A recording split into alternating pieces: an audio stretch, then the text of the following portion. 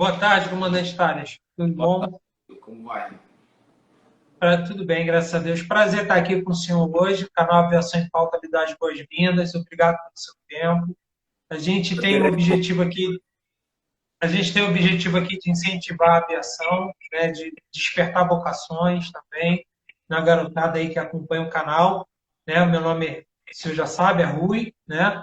E eu sou coprodutor do canal e a gente agradece o senhor estar nos dando essa oportunidade, dado o seu precioso tempo, né? A gente sabe que o senhor tem bastante atribuição, né? E a gente queria começar aí fazendo uma pergunta bem simples, né, dessa entrevista. O que despertou o senhor para a aviação? Como é que se deu na sua vida esse caminho? Como o senhor pegou esse caminho, né, se tornou aí um profissional da aviação, né? Como o senhor escolheu essa carreira, né? E a gente gostaria sempre que o senhor falasse para a gente um pouquinho como foi essa escolha, essa transição aí de carreira. Bom, para mim veio de uma forma muito natural, porque meu pai é aviador, já aposentado, mas é um aviador de helicópteros. No começo começou a carreira voando aviões e depois foi para o helicóptero na década de 70. E, e eu desde sempre fui um apaixonado pela aviação de helicópteros, especificamente pela aviação de helicópteros. Meu pai trabalhou para uma empresa de táxi aéreo que presta serviço para Petrobras, para exploração de petróleo. E na época ele trazia manuais dos helicópteros que ele estava voando na época, o Bell 205, ele voou muito tempo, o Bell 206, o Jet Ranger, o Bell 212. E eu nunca fui um adepto à leitura de livros de historinha. Eu nunca fui um adepto a ler romance, a ler nenhum tipo de ficção e etc. O que eu gostava de ler era manual de voo de helicóptero. Então, gostava de ler regulamentos. Olha que coisa, né? Mas eu gostava de ler regulamentos, eu gostava de ler manual de voo de helicóptero, eu gostava de ler livro de meteorologia, eu sou um fascinado por meteorologia desde criança. Teoria de voo. Engraçado, a minha filha ontem estava conversando comigo e ela falou assim: papai, você ia bem na matemática? Eu falei: filha, razoável. Ah, mas e em física? Nossa, física eu só tirava notão. Mas como assim, papai? Você ia mal em matemática, ia razoável em matemática e era um dos melhores alunos em física?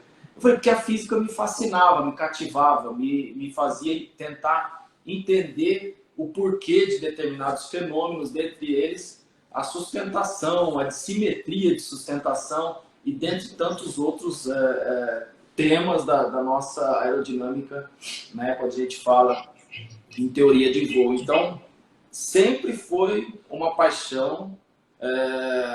Quando eu era criança, eu me lembro de pedir para o meu pai me levar nos voos que ele pudesse levar. E sempre quando ele podia, ele pedia ao chefe de operações da empresa, que era um amigo pessoal, ele: posso levar o Thales? E aí esse chefe de operações às vezes autorizava, às vezes não. Se era um voo pertinho, um voo de balanceamento, um voo de manutenção, eu sempre estava lá dentro. E, enfim, a aviação para mim sempre foi uma das maiores paixões da minha vida. Eu não digo a maior, porque quem tem família sabe que a maior paixão da vida é a família. Mas a aviação sempre foi uma paixão enorme na minha vida, uma coisa visceral, quase visceral. Sim, bacana. E assim, se isso seria mais ou menos como um conselho, o que o senhor aconselharia assim, para a garotada que está começando, assim, já na fase dos 16, 17 anos, que já está na transição ali, do segundo grau para faculdade? O que o senhor aconselharia para esse jovem, o caminho a seguir, né? Qual o meio, né? Porque a gente sabe que os cursos são caros, né? A formação ela é bem difícil também, tem que ter muita dedicação, muita abnegação, tem que se doar muito para se profissionalizar, para chegar a esse nível profissional. O que o senhor aconselharia para ajudar a chegar nesse? nesse patamar? Eu tenho um programa pessoal, que é uma iniciativa minha mesmo, já de alguns anos. Nos últimos 12 anos eu tenho feito isso, que é o de voar com meninos, com garotos iniciantes na carreira. Eles saem da escola e eu reservo 2 anos ao meu lado para aprender um pouco do que eu não tive a oportunidade de aprender. Por exemplo, quando eu me formei, eu não tinha, a não ser meu pai, que muito me instruiu e muito me ensinou, mas eu não tinha a oportunidade de voar, por exemplo, num bimotor do lado de uma pessoa experiente. Então eu tenho um programa, esse projeto pessoal mesmo, que eu faço ali um trabalho de formiguinha, mas o principal conselho que eu sempre dou é: aproveite o seu tempo ocioso para se qualificar. E se qualificar não é somente sob o aspecto de fazer cursos, de estar gastando dinheiro para se qualificar. Não é esse o caso. O caso é, por exemplo, hoje existem tantos conteúdos disponíveis, né, na internet, conteúdos gratuitos. Então, ao invés de você, às vezes, você se formou e ficar ouvindo bobagem num aeroporto, ouvindo bobagem numa sala de pilotos, às vezes, não estou dizendo que piloto só fala bobagem, mas é o caso do iniciante na carreira ter esse termômetro, saber que ele tem que se qualificar, saber que ele tem que estudar para poder evoluir na carreira. Essa carreira é uma carreira apaixonante, é uma carreira que desperta muita curiosidade em todos, é uma carreira que fascina muita gente e é uma carreira maravilhosa. Mas o piloto iniciante na carreira, ele tem que ter em mente que o principal compromisso dele é com a evolução própria, a evolução profissional dele mesmo. E isso demanda o esforço somente de você ter o interesse de procurar conteúdo que seja adequado, de procurar informação que seja adequada, mesmo de pegar, eu te disse agora quando eu era criança que eu gostava de ler o manual, mesmo de pegar o manual de voo de uma aeronave, mesmo de pegar, se atualizar em regulamentos, se atualizar em teoria de voo, se atualizar em tudo que envolve aviação. Existe a necessidade urgente de que o pessoal que se forma hoje, que se formou ontem, que vai se formar amanhã, esteja apto a ocupar as cadeiras de pilotos do futuro. E cada vez mais, com a evolução da aviação, cada vez mais vai se exigir tecnicidade nisso, vai se exigir conhecimento. Não vai ser mais a aviação do jeito que a gente conheceu, do jeito que eu conheci quando eu comecei, do jeito que meu pai conheceu, né? Ela vai exigir conhecimento, ela vai exigir poder de decisão, ela vai exigir... Eu digo para todo mundo que, tudo tá tudo bem, tudo tá ótimo enquanto tudo está funcionando, né? O conhecimento difere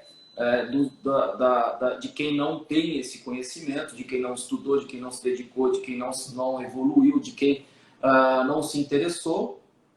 A diferença de um piloto para o outro é o conhecimento que ele adquire, o conhecimento técnico, o conhecimento teórico. Você pode até não ser um piloto experiente, mas se você adquire conhecimento ali lendo, você não vai falar bobagem.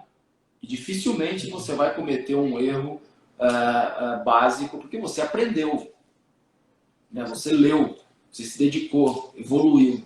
Esse é o conselho que eu dou. Aproveite o seu tempo ocioso para se qualificar. Sim. Eu quando completei a faculdade ela adicionou bastante conhecimento, né? Eu fiz na Estácio, aqui no Rio, né? E assim, todo o nosso curso foi baseado em segurança.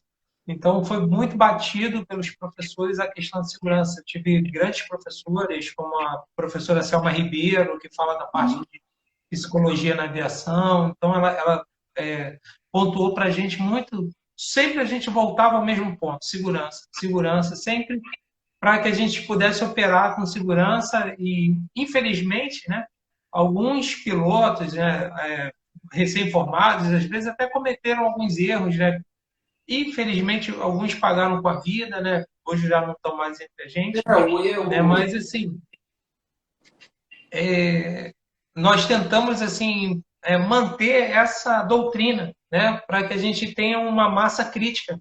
Mesmo aqueles que não se formaram pilotos, que enveredaram por outras carreiras, é importante o conhecimento. Às vezes você está até como passageiro, mas você já tem um grau de conhecimento. Isso facilita até em relação a uma reação que seja necessária para um pouso de emergência, alguma coisa assim, né? De saber como proceder também como passageiro, porque é importante. conhecimento não pesa, não ocupa espaço, nunca é demais. Exatamente. Né? Então, Exatamente. quanto mais você estuda, mais você tem a certeza de que você precisa estudar. Né? Então, é necessário, né, a consciência do piloto de que o único caminho para que ele evolua é estudar, é o estudo, é adquirir conhecimento, é se dedicar. Né? E mais, o erro não é uma exclusividade do iniciante. O erro ele pode acontecer em todas as fases da carreira. Mas, né, eu já escrevi aí mais de 175, acho 178 artigos de segurança de voo, que eu escrevo de conhecimento de causa, de situações que eu vivi, ou de conselhos que eu tenho para dar baseado na minha experiência de voo. Né? Então, e eu sempre digo que o piloto é o elo forte da segurança de voo. Você tem que se tornar uma barreira eficiente contra o erro. E a barreira mais eficiente contra o erro é a padronização. Quanto mais você conhece, quanto mais você estuda, quanto mais você evolui, mais seguro você se torna. Por quê? Porque você começa a formar barreiras eficientes contra o erro. Né? A padronização é uma delas, e talvez a mais importante. Né? Lógico, existem outras. A aviação ela é regida por vários pilares, né? A manutenção adequada, o planejamento de cada voo, o treinamento do piloto e por aí vai. Né? Mas uma forma segura, né, de que você se torne o elo forte da segurança de voo é essa conscientização. O conhecimento traz a consciência. A gente está vendo aí a evolução da aviação, né? Já está chegando aí no mercado alguns projetos interessantes, já tem a Embraer, que lançou aí o conceito, né, que é o IVE, né, de mobilidade urbana, aérea, né? E como é que o senhor enxerga essa mobilidade urbana, essa transição? O senhor acha que isso vai somar com o mercado ou o senhor acha que isso vai gerar uma dificuldade? Por exemplo, a gente sabe que se trafega em corredores, né? Sobre a cidade de São Paulo, tem vários corredores. O senhor acha que pode gerar mais conflito de tráfego ou o senhor acha que com uma adequação correta, com uma correta padronização, a gente vai conseguir operar tranquilo, tanto o helicóptero quanto esses veículos, esse novo modal aéreo? É muito boa a pergunta. A primeira consideração é a respeito da necessidade de uma adequação da infraestrutura, digamos, aérea, da malha, né, de distribuição de corredores, de trajetórias, de vias, aonde você possa acomodar esse tipo de modal de transporte. Por quê? Eles vão, apesar de dividirem em algum momento, dentro dos grandes centros especialmente, dividirem o mesmo espaço aéreo com os helicópteros, eles serão um meio de transporte diferenciado do helicóptero, talvez até exclusivamente urbano, né? Porque ele tem algumas características operacionais que diferem bastante do range operacional de um helicóptero. Né? Eles têm, por exemplo, um alcance de 100 milhas. Você pega um helicóptero, o helicóptero tem um range de 400 milhas. Né? você tem um limite de utilização da bateria. Hoje é uma restrição. As baterias existentes até a presente data, elas têm uma dificuldade aí com relação à utilização acima aí de 60% versus o tempo para recarga. Então, também interfere bastante na usabilidade desse tipo de aeronave, né? E, como eu te disse, existem algumas variáveis que têm que ser consideradas para que a operação seja bem sucedida. Eu escrevi até um artigo outro dia atrás sobre as diferenças, sobre as variáveis que envolvem a operação especificamente em São Paulo. Em São Paulo, uma mudança de vento, uma mudança de direção de vento, se você está com vento sul e esse vento aumenta aí para mais de 10 nós, você pode ter certeza de que no final da tarde você vai ter uma condição, e muda muito rápido, uma condição de teto baixo, visibilidade restrita, até com chuvisco. Entendeu? Se você tem um vento norte, indica aqui na nossa região uma entrada de uma frente fria.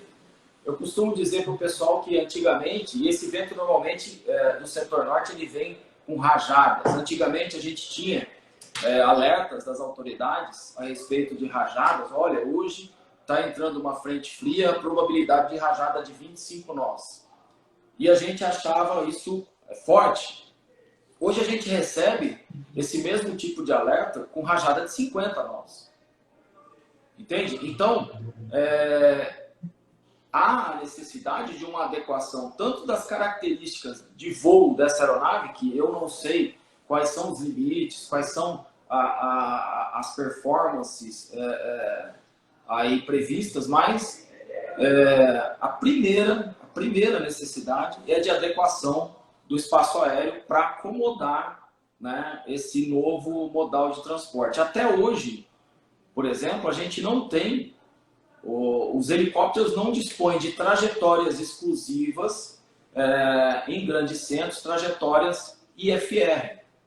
Quando um helicóptero opta por voar IFR devido às condições, você vai dividir o mesmo espaço aéreo com os aviões de transporte de linha aérea regular, por exemplo. Entendeu? O que é um absurdo. O helicóptero já deveria ter trajetórias definidas para voo IFR, e há condições para isso, né, nos grandes centros. São Paulo, Rio de Janeiro, Belo Horizonte e etc. Entende? Então, a primeira necessidade é essa, adequação do espaço aéreo. A outra é uma capacidade de adaptação desse tipo de aeronave às condições de mudanças climáticas, às condições de interferência de rádios pirata, por exemplo, né? Às condições de perda de sinal de GNSS, perda de sinal GPS, que isso ocorre muito em São Paulo, às condições de falhas de comunicação, que muita gente pensa que é algo exclusivo, por exemplo, da Amazônia. Não, ocorre aqui em São Paulo ocorre. Entendeu? Então, há essa necessidade de um estudo mais aprofundado sobre as variáveis que compõem o mesmo cenário. Certo. Então, né, e dentro desse espectro todo, né, a gente tem também a versão offshore, né, que o senhor até citou lá no início da nossa conversa aqui, né, seu pai teve experiência no offshore. Como é que o senhor enxerga, né, essa reestruturação, até para o atendimento pré-sal, né, que a gente tem aí? Parece que já descobriram também uma reserva ali para o estado ali onde a família de Sarney ali reside, é Maranhão, ali para o Maranhão, parece que já tem ali também um novo pré-sal ali que está sendo descoberto. Como é que o senhor enxerga toda essa...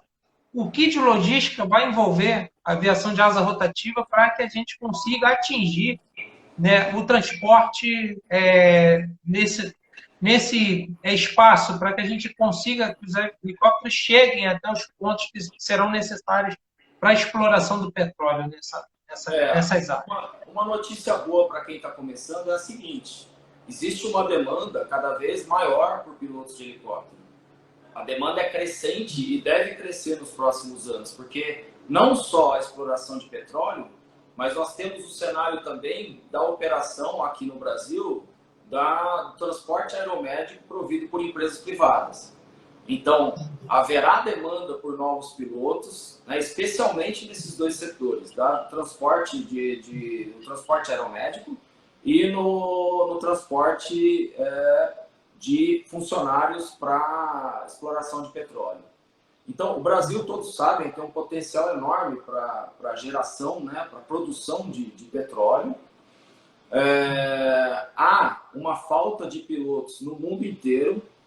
Então, o foco aqui no Brasil, eu acredito que deva ser inicialmente na formação de pilotos, né? Como eu disse, no mundo inteiro está faltando, não vai ser possível importar, então, pilotos de fora. O que está ocorrendo, inclusive, aqui no Brasil, até devido aí à situação política e tal, muitos pilotos estão optando por irem voar no exterior. Então, quer dizer, sim, mais vagas de emprego disponíveis nos próximos anos para quem está aí iniciando na carreira. Há necessidade de um escalonamento dessa formação, não só do ponto de vista de regulação, não só do ponto de vista de escolas já existentes, novas escolas, mas também do ponto de vista de uma adequação desse tipo de formação no Brasil. Né? A formação de pilotos ela tem que evoluir, acredito eu, em harmonia com a evolução da aviação. Né? Nós não podemos continuar pensando que a formação lá de 40 anos atrás deva ser a mesma aplicada hoje em dia. Né? Hoje em dia você tem tecnologias, as escolas evoluíram sim, mas elas vão ter que evoluir muito mais. O nível de formação ele vai ter que ser incrementado, né, para que esses profissionais saiam muito melhor preparados no futuro para ocupar essas cadeiras que vão estar disponíveis com certeza. Então eu vejo com muito bons olhos o aumento e a demanda por pilotos de helicóptero no Brasil. É interessante falar nesse assunto. Eu, quando concluí a faculdade, eu fiz uma pesquisa de campo, eu conversei com o comandante Adonis na época, o coronel Malheiros, também meu amigo, e a gente conseguiu identificar. Eu ganhei um livro, né, chamado Oportunidade. Acho que o título acho que era esse, eu não estou me recordando agora, mas era Oportunidades em Tempos de Crise. Foi escrito pelo Brigadeiro Gandra e vários outros profissionais da aviação. Então, eu estudei esse livro e, baseado nesse livro, eu escrevi o meu trabalho de conclusão de curso, que foi Políticas Públicas para a Aviação Civil. Né? E eu reparo que essas políticas ainda não mudaram. Algumas coisas ainda precisam ser feitas, tipo um apoio do governo para as escolas, uma linha de crédito, financiamento para o pessoal poder fazer as horas de voo, né? Porque o senhor sabe que se eu voar hoje e deixar para voar daqui a 3 meses, já perdi o pé e mão nesse caminho aí desses 3 meses de delay, né? Vamos dizer assim. Né? Então, assim, uma série de medidas que precisa. Né? Inclusive, na época, o Adonis me relatou que ele teve que arrumar um Robson 22, né, para a polícia do Rio, e colocou lá para dar instrução para o pessoal concursado. O pessoal passava no concurso para piloto policial, mas ele tinha que elevar o nível da instrução e igualar todo mundo, porque muitos chegavam com muitas deficiências e devido à formação em escolas diferentes, sem uma padronização. Então, isso também era um problema para a segurança de voo. Né? Então, acho interessante. Inclusive, eu fiz um projeto num período que era CTPA, reabrir o CTPA. Não sei se você lembra do CTPA que tinha no Se você me permite um adendo aí à tua fala, Sim. há a necessidade dessa adequação no sentido de, hoje em dia você vê que uma escola, o garoto que está lá dando instrução é o garoto que acabou de se formar. Exatamente. O que esse garoto tem para ensinar para quem está se formando? Muito pouco. Muito pouco. Não tem como ele saber o suficiente para formar um novo aviador. Ele vai formar ali limitado pelo que ele sabe, limitado pelo pouco que ele aprendeu. ele não tem condições de dar conselhos operacionais, ele não tem condição de passar experiência, ele não tem condição de fazer isso. Então, na minha opinião, deveria haver uma mudança nesse sistema. Muita gente vai dizer assim, pô, Thales, mas o cara que sai, o aluno que sai da escola, se ele não for da instrução, como é que ele vai adquirir horas de voo? Sim, então devia ser criada uma forma de colocar esse pessoal no offshore, que vai ter demanda, por exemplo, como um copiloto júnior, por exemplo, um copiloto aprendiz, para que esse cara fosse voar, esse recém-formado, fosse voar com alguém realmente experiente. E quem devia dar instrução, então, Thales? Eu vou te dizer, quem se aposentou ou está em vias de se aposentar e se interessasse por voar e dar instrução para a gente que está se formando. Porque aí sim, você teria uma formação de qualidade. Entendeu? Sim. Aí sim Exatamente. você teria como passar a experiência. Sim, exatamente. Eu identifiquei exatamente isso que o senhor está falando. Eu identifiquei isso nesse projeto, nesse estudo que eu fiz, né? E assim, eu acho até que as Forças Armadas podem ter um papel nisso, ter um oficial temporário que pudesse ali voar ali 5, 8 anos voando na FAB, na Marinha ou no Exército, num esquadrão que operasse lá pela Amazônia, Poderia entendeu? ser Para que ele, aviador. entendeu? Não interessa de qual fonte. Um aviador que fosse do Sim, Exército, da Marinha, da Aeronáutica ou civil, sim, que se interessasse, sim. olha, eu não vou voar mais profissionalmente e eu me interesso Uhum. em dar instrução. Exatamente. Entendeu? Seria excelente. Aí sim você teria condições de passar experiência adiante. E a experiência, Rui, experiência, vivência, conhecimento, tudo que você aprendeu, ela tem valor para você durante a sua carreira e mais, ela tem muito mais valor quando é passada adiante. Com certeza, com certeza. É muito mais enriquecedor, né? A pessoa ter essa oportunidade, né? E como é que foi o desenvolvimento da sua carreira como piloto? Já profissional, assim, passando aquela fase de aprendiz, que o senhor falou com seu pai e tal, mas profissionalmente, como foi a sua carreira? Assim, o senhor operou aonde? O que que o senhor fez na aviação, assim, lá no início, seu primeiro trabalho, vamos dizer assim, profissionalmente, sendo remunerado? Como todo aviador novo e sem muita experiência, sem nenhuma experiência, logo que eu me formei, eu queria ir voar, porque logo que eu me formei, na década de 90, a aviação de helicóptero deu um boom. Né? Então, existiam várias encomendas, vários helicópteros chegando e etc. E aquele movimento todo. E eu me formei e chegou um vendedor de helicóptero, que era amigo meu, e falou assim, Thales, pintou uma vaga para voar um helicóptero lá em Salvador, você não quer ir? Imagina você falar isso para um rapaz recém-formado. Falei, lógico que eu Com certeza. quero agora. Né? Não, então eu vou te pôr para conversar com o dono do helicóptero e tal. Aí fui contar todo animado pro meu pai, né? Falei, pô, vou voar em Salvador. Aonde? Salvador, não vai. Mas como não vou? Não vai. Você não tem condição de voar sozinho. Mas como não? Eu tenho carteira de piloto comercial, me formei. Por que eu não posso voar sozinho? Não pode, porque eu não te dei carteira para você se matar, garoto. Falou para mim. Você vai voar comigo. Eu já falei com o meu patrão.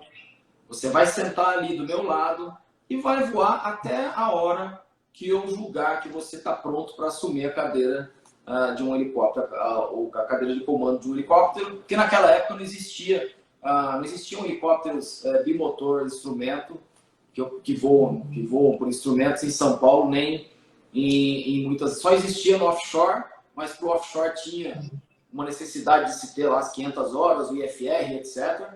E eu não tinha nada disso. E ele conversou com o patrão dele, que gostava muito de mim, que me conhecia também, e falou assim, não, pode trazer o Thales para voar com você, não tem problema. E eu fiquei ali 2 anos sentado do lado do meu pai, ao lado dele, voando. Foram os melhores 2 anos da minha vida profissional, porque aprendi muito, muito, muito, muito mesmo. Várias lições, não esqueço de nenhuma delas, levo-as todas comigo até hoje. E, poxa, se todo mundo tivesse essa oportunidade. Foi daí que saiu o meu projeto pessoal de colocar um garoto para voar comigo. A cada 2 anos eu falo, ó, agora você está pronto, siga a sua vida, boa sorte, e ponho outro garoto com 98, 100 horas recém-formado para voar comigo. Então, esse é o projeto. Quando eu arrumei que ele falou, ó, agora você está pronto, apareceu um emprego de um Jet Ranger, na época um helicóptero, para quem não conhece, é um helicóptero monomotor de pequeno porte, e eu fui voar esse Jet Ranger já como comandante com 22 anos de idade. E aí fiquei voando lá na região do Mato Grosso do Sul, de Presidente Prudente, no interior de São Paulo, Minas Gerais, etc., Paraná. Até que esse proprietário lá do interior se viu em dificuldades financeiras e resolveu se desfazer do helicóptero, vender. E aí não tinha outro caminho a não ser o caminho óbvio de vir para São Paulo, né, que é onde estava e ainda hoje está concentrada a maior frota de helicópteros.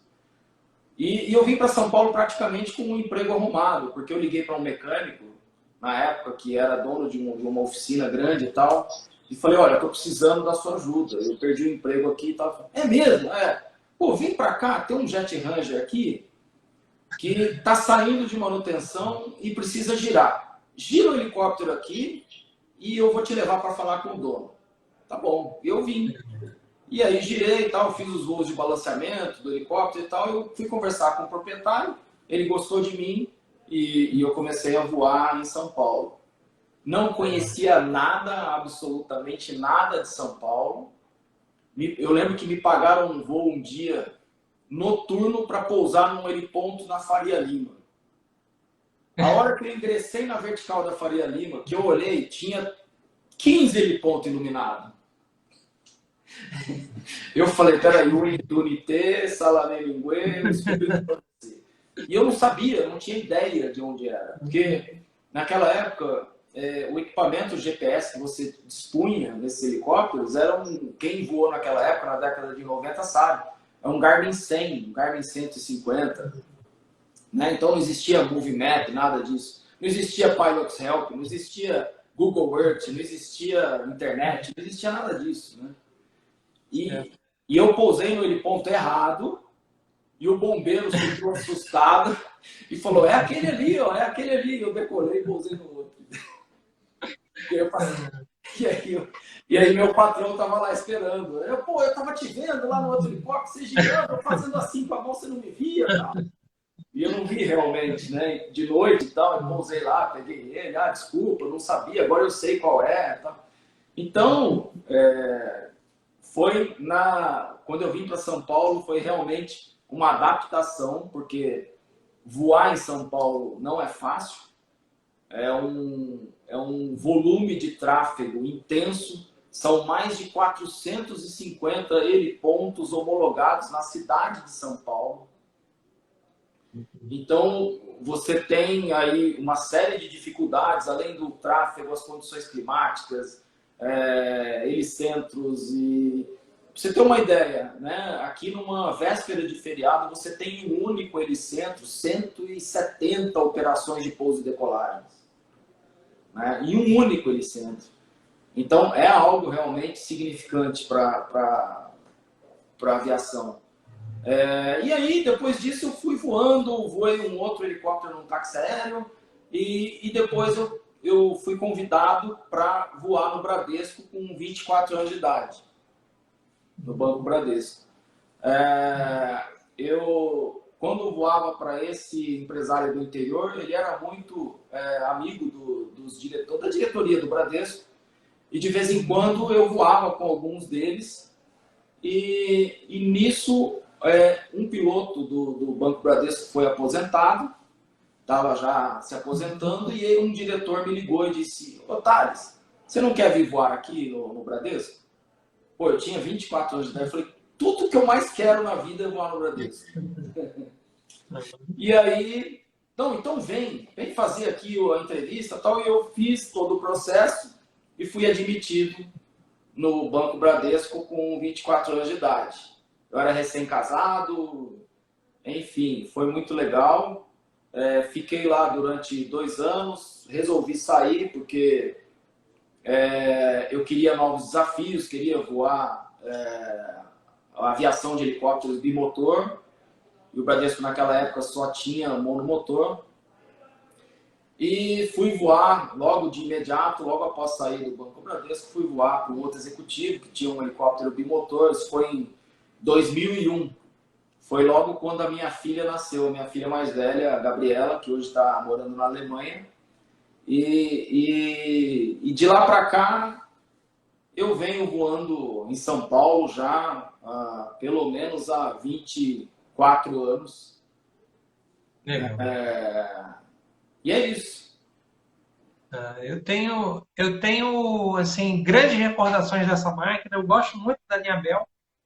Assim, eu fiz um voo de experiência com o Castelo, que é um amigo também, que é comandante, Sim. né? Trabalhava na prática na época. Aí eu fui lá, estava começando, aí eu fui, paguei 1 hora de voo, né? Pirulita aí que a gente fala, que a gente faz aqui, né? Um voo panorâmico, né? Brincando, o pessoal falou, não, vamos fazer um panorâmico, né? Do Rio de Janeiro e tal. Aí a gente fez um voo, Rota Praia, de Bell 47 ainda, uma máquina fantástica também. Eu acho mesmo pela idade, pelo tempo de uso e tal, mas é uma máquina fantástica. Tem uma sustentação assim enorme, né? Para o tamanho da aeronave. Então voei com ele, né? Peguei um pouco ali, pude pegar um pouco nos comandos ali, deixou eu tentar roverar ali e tal, com ele me ajudando. Então foi muito legal, né? Depois, num tempo, eu enveredei pela manutenção, né? Assim, fiz o curso. Eu tenho 2 carteiras de MP e célula, né? E fiz nesse curso com o que eu fiz. Aí eu comecei a trabalhar fazer um estágio ali na Nacional Aerotáxi com o seu Elzo, que eu gosto muito dele também. Um cara assim fantástico, que ele me deixava voar. Aí eu fiz amizade com o Zaidan, eu vi o Zaidan ainda garoto, começando na aviação também. E aí eu comecei a fazer alguns, assim, no trajeto que a gente fazia, dali do aeroporto de Jacarepaguá para o heliponto do JB, da Rádio JB ali eu fiz muitos voos desses com o Zaidan, alguns com o Nestor também. E aí um dia eu estava ali fazendo um serviço ali no aeroporto, né, no meu estágio de manutenção, já na Ultra Rap, e aí o Zaidan me convidou para fazer um voo de manutenção no Jet Ranger, né, e ele falou para mim assim, quer pegar? Pega junto comigo. Pô, só tu me copiar aqui o que eu estou fazendo, porque, cara, tem um tempão que eu não vou mais com aluno nem nada, pega, não, pega comigo. E aí eu peguei com ele ali, por incrível que pareça, eu fiquei calmo na hora, me acalmei, falei, pô, é tranquilo, relaxa, vamos fazer o que tem que fazer. E ele foi me guiando ali, pô, decolamos juntos, tal. Lá em cima ele, pô, toca aí um pouquinho, tal. Aí eu fiquei tocando ali em cima da praia, ali, Rota Praia, tranquilo ali, o tráfego. Foi muito bom, eu A gosto muito aviação dessa máquina. A máquina é uma paixão, né? A aviação. é uma máquina fantástica. E tem um primo meu também, que é oficial aviador da Marinha, voou nesse helicóptero, se brevetou nessa máquina, né, que a Marinha usa para brevetar os pilotos dela. Está trocando agora a transição, então muito bacana isso. Eu Agora sim, uma pergunta que eu queria fazer para voei você. vários equipamentos, dentre eles o Bell Jet Ranger. Voei o Long Ranger, Sim. voei o 407, voei a linha do esquilo todinha, desde o B até o 355. Uhum. Voei a Busta, e hoje atualmente estou voando um EC-135. Bacana, Já legal. há 11 E, anos. bacana. E assim, como é que foi essa experiência para o senhor? O que mudou na sua carreira depois que o senhor assumiu a presidência da Abraf? Como é que foi essa transição? Eu sei que envolve várias coisas, vários relacionamentos. Eu tenho acompanhado a sua carreira, tenho visto que o senhor foi condecorado aí na Força Aérea. Bacana ter recebido a comenda lá, Santos Dumont. Sim. Como é isso para o senhor na sua carreira hoje, como presidente da Abraf, à frente dessa importante associação para a aviação? Como muda para o senhor isso? Qual a responsabilidade que o senhor tem hoje? Até de ser exemplo para outros pilotos, os que estão começando, outros até que já estão na carreira, mas Sim. a gente sabe que o senhor acaba sendo um modelo para muitos profissionais, para muitos aviadores. Como é isso? A Abrap, eu comecei essa relação com a Abrap quando ela ainda era a PESP. era a Associação Paulista, né, de Pilotos de Helicóptero. E eu, naquela época, aliás, a Associação de Pilotos de Helicóptero de São Paulo, naquela época, fui convidado por um piloto mais antigo a participar, eu ainda era um garoto, a participar de uma reunião da PESP, que estava ocorrendo numa escola de inglês que ficava atrás do aeroporto de Congonhas, que era de um piloto de helicóptero, que era também um dos diretores na época. E eu fui participar como ali um ouvinte e tal, e naquela época achei muito legal.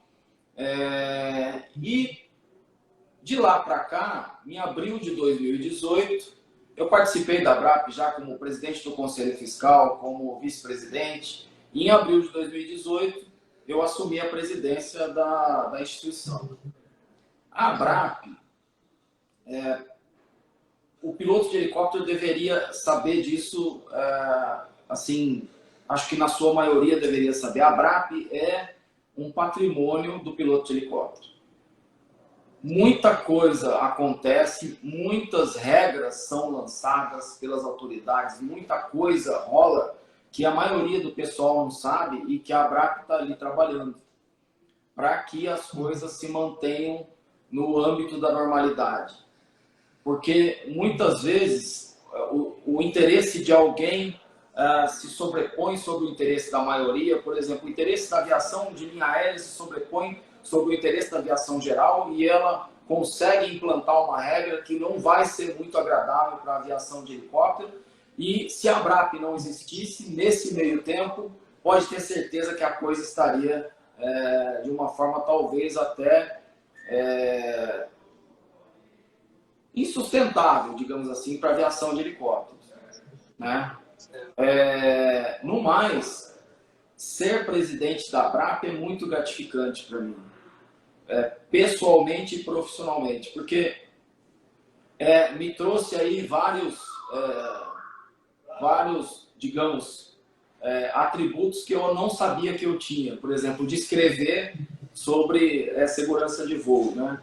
Eu comecei esse trabalho depois que eu assumi como presidente da ABRAP.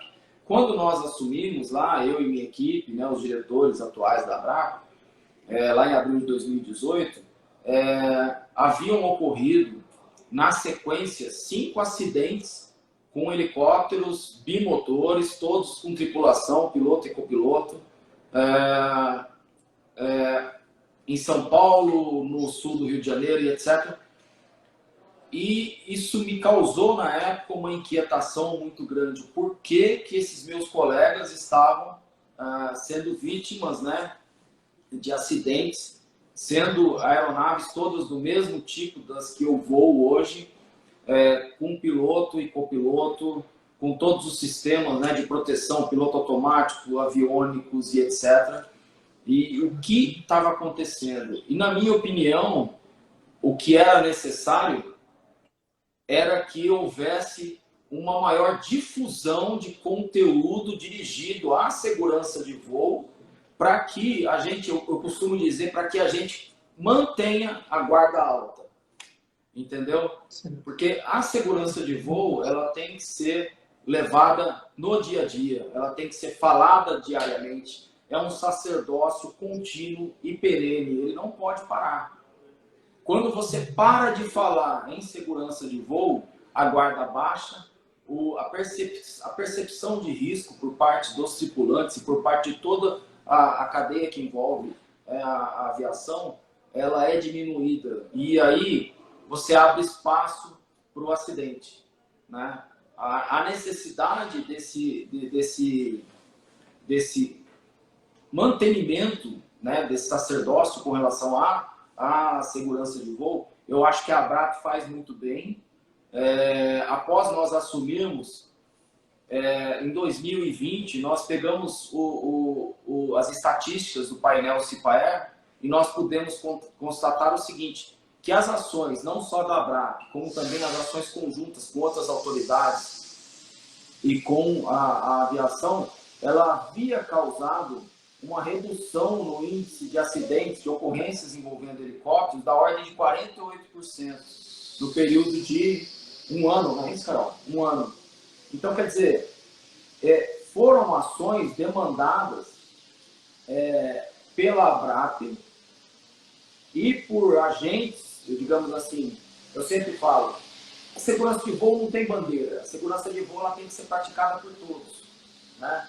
Então, todas essas pessoas e todas ou entidades que se envolveram nessa luta para diminuir os acidentes, as ocorrências com helicópteros, elas tiveram enorme sucesso no período de 12 meses. E a ABRAP não parou. A ABRAP de lá para cá vem contribuindo fortemente, né, para a manutenção da segurança de voo, através dos eventos dirigidos, através do nosso EAD, que foi criado nesse período, através dos programas, o Rotores do Futuro e o selo de qualificação ABRAP, o nosso seminário internacional de segurança de voo. Ano que vem, por exemplo, a gente está prevendo o ABRAP Safety Roadshow, que vai percorrer o Brasil inteiro. A ABRAP está presente hoje, atualmente, em todas as regiões do país.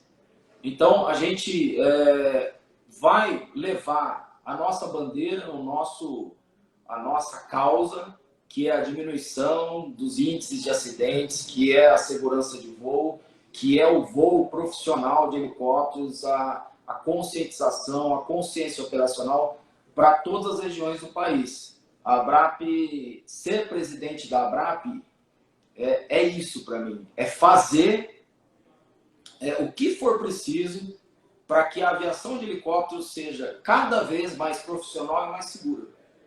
Então é isso que eu prego, é isso que eu vivo, né? Eu não só falo e escrevo, eu vivo isso, né? Eu vivo a padronização, eu vivo o profissionalismo, eu levo isso para o meu trabalho, para a minha função de comandante a bordo de um helicóptero.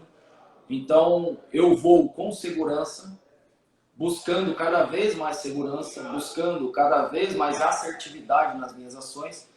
E essa questão que você disse do modelo, realmente porque o piloto de helicóptero, presidente da Associação Brasileira de Pilotos de Helicóptero, ele não pode falar uma coisa e fazer outra. Ele tem que ser o modelo, né? A gente sempre conversa internamente sobre isso e por causa disso, a ABRAP conquistou o respeito, a admiração, né? A cooperação, o trabalho em conjunto com todas as autoridades aeronáuticas do país. Hoje a ABRAP se manifesta sobre determinada causa e o que acontece na sequência é um evento de cooperação, de boa vontade em atender, né, de disponibilidade em ouvir, em nos acatar no que for possível. E nós não paramos, a ABRAP é o tempo inteiro trabalhando. Eu aciono meus amigos que sempre me ajudam nessa luta, autoridades em geral, e até aqui peço desculpas a eles, né, publicamente, mas eu aciono esse pessoal de noite, de dia, domingo, sábado, feriado, e eu já começo assim, pedindo desculpa. Oh, me desculpa estar te acionando agora, mas é que eu preciso realmente da sua ajuda. Não, tudo bem, Thales e tal. Então, é muito legal. A ABRAP é um patrimônio, como eu disse no começo da nossa conversa, é um patrimônio do piloto de helicóptero. Legal, comandante. Já de antemão, agradecendo o senhor mais uma vez, né, pela entrevista. E queria dizer para o senhor que o canal Aviação em Pauta está de portas abertas para ser também um instrumento colaborador nessa luta de manter a proficiência do pessoal aeronavegante, do pessoal estar recebendo informações. Tá? Se eu precisar de a nossa ajuda, pode solicitar sem problema algum. Tá? A gente está sempre de porta aberta para a ABRAP, para o senhor. Tá bom? Assim, quiser divulgar alguma matéria, fazer algum backup, alguma coisa, precisar de alguma ajuda aqui no Rio, pode entrar em contato. Tá? O senhor tem meu telefone, tem o telefone do meu amigo aqui, que coproduz o canal comigo. Então, você pode entrar em contato conosco. Tá? E a gente está sempre à disposição. Tá bom? Muito Agradeço obrigado. muito. Tá? E vamos manter esse contato, tá? Para que a gente tenha aí, tá sempre unido aí nessa luta. tá bom? Muito Perfeito. obrigado aí Então, aqui também, pela eu entrevista. agradeço. Tá ok. Obrigado, comandante. Uma boa tarde aí para o senhor. Tudo de bom aí pro pessoal aí. Um abraço a todos aí de São Paulo, na associação também. Tá? Que Deus esteja no comando, nos ajudando e que as mudanças ocorram, né? Principalmente na parte educacional, na parte de preparação dos pilotos. Eu acho que a segurança de voo ela começa na formação. Né? Começa. É igual a manutenção começa na lavagem da aeronave, né? Que é É, quando a gente vê alguma discrepância, alguma rachadura, alguma coisa que é isso ocorre no dia a dia de operação. E assim também a segurança de voo começa na instrução. Então a gente agradece, aí. tá bom? Vamos À pra- disposição por aqui. por- tá? E o senhor gostaria de fazer suas considerações finais? O senhor está aí um espaço aberto aí para o senhor poder fazer suas considerações. Eu gostaria de dizer que, primeiro, nós agradecemos também pela disponibilidade, pela oportunidade. E o meu recado ele vai especialmente para os aviadores de helicóptero. O recado ele deve ser no sentido de que os aviadores estejam próximos à ABRAP, fortaleçam a ABRAP, porque a ABRAP é de vocês, a ABRAP não é minha, a ABRAP não é da diretoria da ABRAP, nós somos todos pilotos de helicópteros iguais a vocês, né, que nós trabalhamos de forma voluntária, buscando melhores condições, buscando melhorias nas condições de voo, nas condições operacionais, na segurança do voo, mas a ABRAP precisa ser forte, porque uma associação que não tem, né, a credibilidade dos seus associados, ela não é nada. O piloto de helicóptero ele precisa reconhecer ainda mais que a ABRAP é um dos seus maiores patrimônios. Então, eu, Thales, presidente hoje da ABRAP, estou à disposição sempre de quem necessitar de qualquer auxílio. E a ABRAP, como entidade, também sempre vai estar à disposição de todos os que necessitarem da sua ajuda. Tá? Muito obrigado. Nada, eu agradeço o senhor, tá? Muito obrigado, a gente vai se falando no Ok, decorrer um da abração. carreira. Fica com Deus, um abraço, obrigado.